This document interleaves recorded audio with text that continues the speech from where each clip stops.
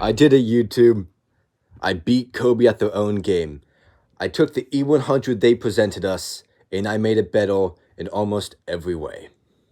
I present to you guys the final iteration of my Cobi E-100 mock. Let's do this. Before we continue with the video, I'd like to make an announcement.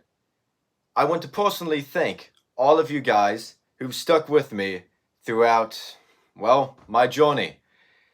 From the beginning stages of my YouTube channel to now, it has been a fun 2 years, and I'm glad I'm able to show my creations on the internet to people who actually enjoy my content. This is a special day. Not only do I present what I look like to the internet, but I also show you guys my greatest creation, of which I've been working on for 2 years. So, without further ado, sit back, relax, and grab an armor-piercing shell, because things are about to get heated. Man, there is so much to show you guys on this, I don't even know where to start. Actually, I present to you guys the modified hull of the E-100. Starting with the front. As you can see, I've added barbed wire to deter any enemies from trying to advance on this thing frontally. Moving to the sides, they stay relatively unchanged, while the middle section has been carved out to accommodate for the more realistic turret. The back also stays relatively unchanged, though I did add my own custom exhaust ports as seen on the actual E-100.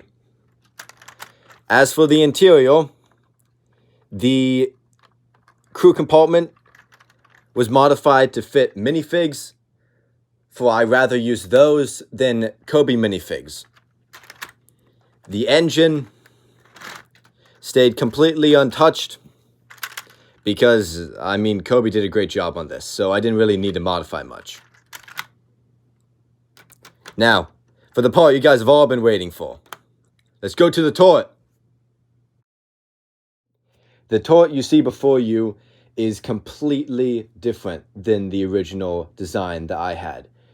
This is because as I was transferring the old turret onto the new hull, I realized how many glaring issues were on this old turret. Now, the original turret I built, it had a lot of studs showing on the front because the technique I used to make the angles was not as, well, clean as I was hoping it would be. The rangefinder was also too thin and much too far forward onto the design. The mantlet was also poorly designed, but that was fixed later with some slight engineering tweaks. Now, as you can see from this water tanks photo, the old turret design just didn't properly match what I was shooting for. So, with the new design, which is now being shown on screen, I was able to properly capture the different angles and different details on the E-100. With this being said, here goes a full rundown of everything I've done. The turret will be shown in segments, the first 3 of which will be presented in assistance with a 3D model.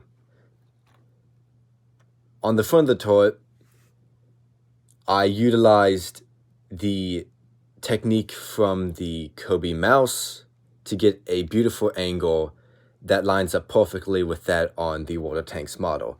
This angle allowed me to shape the rest of the turret and gave me a far greater interior space, for I used up less internal space trying to create this angle.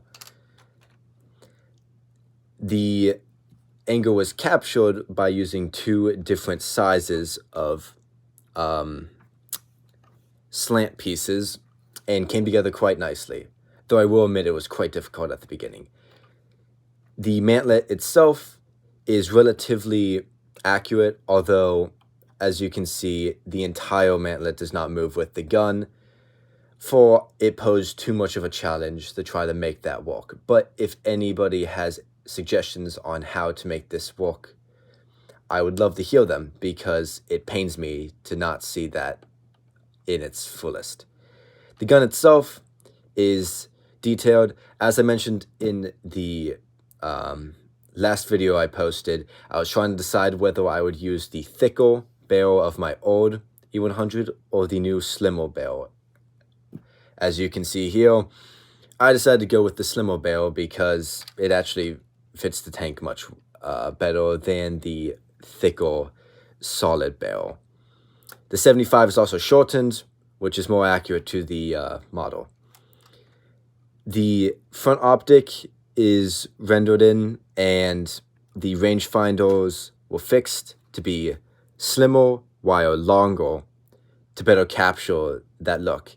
There's also a little lip on the model, which was replicated onto here using different techniques.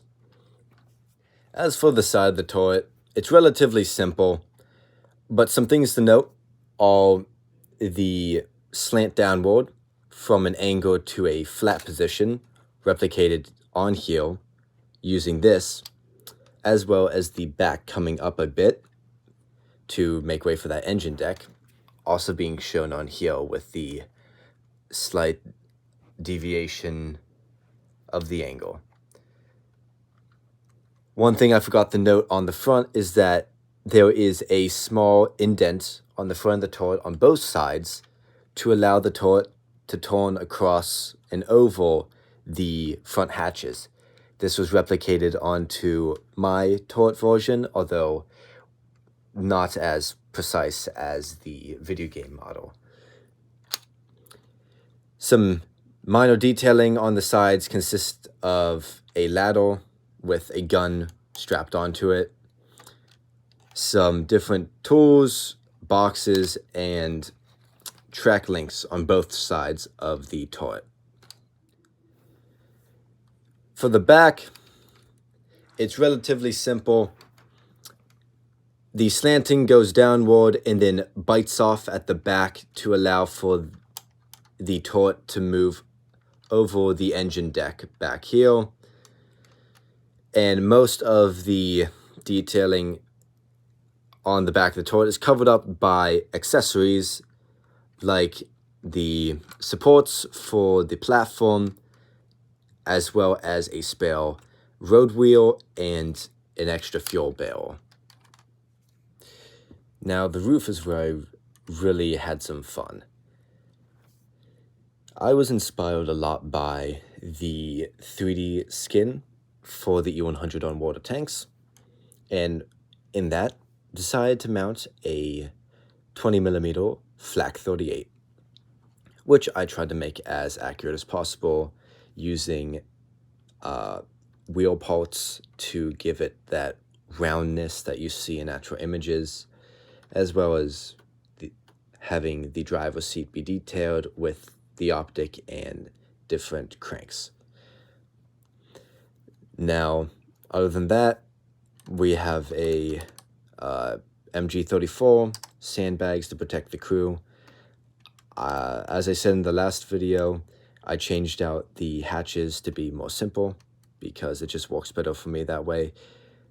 20mm rounds stored right here, as well as some spare main caliber rounds on the roof.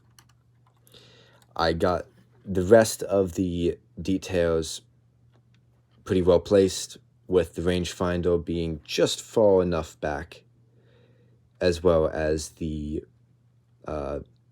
optic up here, showcased right here. Both hatches equally spaced apart with ventilations on the roof. That is all that I have on the outside. Now let's move into the fun part, that being the interior. What you're seeing is the first iteration of the turret. While I was building this, I realized that I missed two key details. One being the radio operator and one being the 75mm portion to the breech. So, I first tackled the radio operator's seat. Similar to how I designed the seat placement for the gunner, I carved out the section on the right side of the turret face to give room for a fourth crew member to sit in the turret. What you see on screen now is the second iteration with that fourth member. As for the gun breech, it was relatively simple.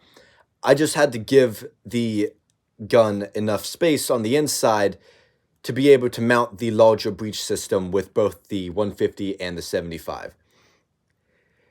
On screen is the original breech, and now you can see the second iteration with both entrance points, as well as a bit more detail for the radio operator and the gunner.